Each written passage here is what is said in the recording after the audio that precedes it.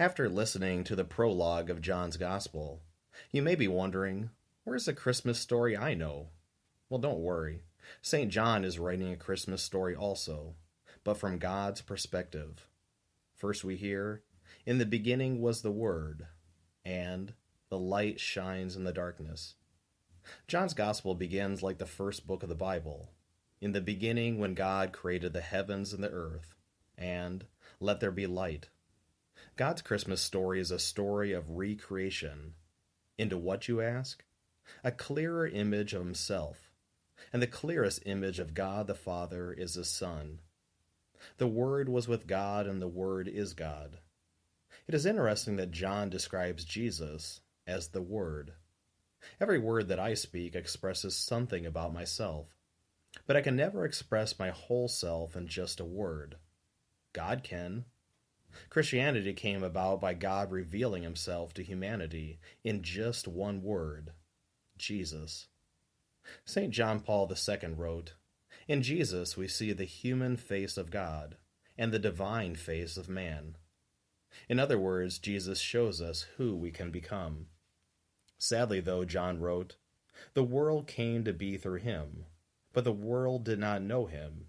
His own people did not accept him." The real tragedy of that first Christmas is that so many people don't care today. Why?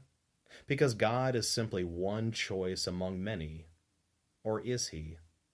A recent study showed that most Americans still believe in God, but an increasing number of people want to create their own spiritual experience over Christianity handed on to us for the last 2,000 years.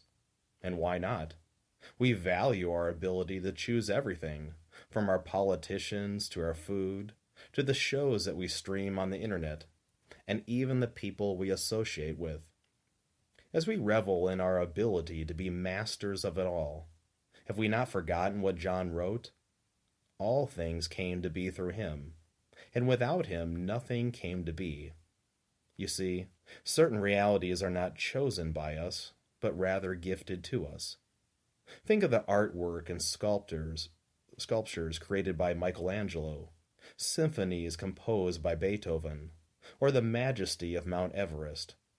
These are not things that we choose, but rather we inherit these gifts and stand in awe of their beauty, goodness, and importance. Every sunset that we watch, every bird that takes flight, every child that is born, was fashioned according to the mind of God.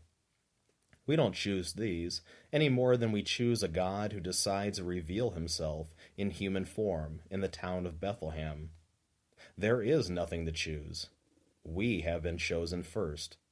For Jesus said, "It was not you who chose me, but I who chose you." And still we rebel because we have freedom. The biblical definition of freedom is not that we are free from something, but we are free for something. Authentic freedom allows us to do something good with our life, namely, be recreated into another Christ. A sculptor works with marble, and a painter works on canvas, and God the artist works by molding us. St. Athanasius said, "Our God became what we are, that he might make us what he is." That's precisely the joy of Christmas. For John wrote, "To those who did accept him, he gave power to become children of God." One son is not enough for such a loving father. He wants countless sons and daughters. The greatest gift we can receive this Christmas is to allow ourselves to be recreated into another Christ.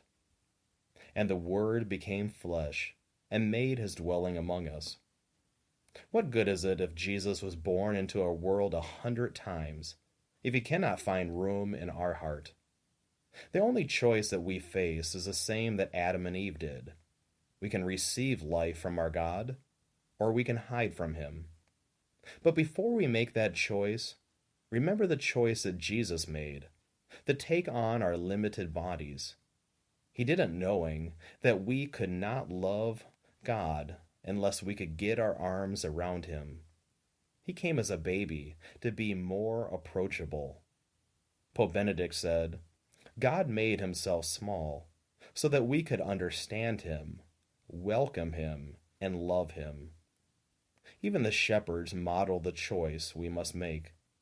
They said, "Let us go then to Bethlehem, to see this thing that has taken place, which the Lord has made known to us." For if we turn away from God's glorious light, there will be no peace in our life, said Pope Francis. Rather, everything becomes confused. It is impossible to tell the road to our destination from other roads, said the Pope, which takes us in endless circles, going nowhere. The only real choice at Christmas belonged to Christ, and we are celebrating it today.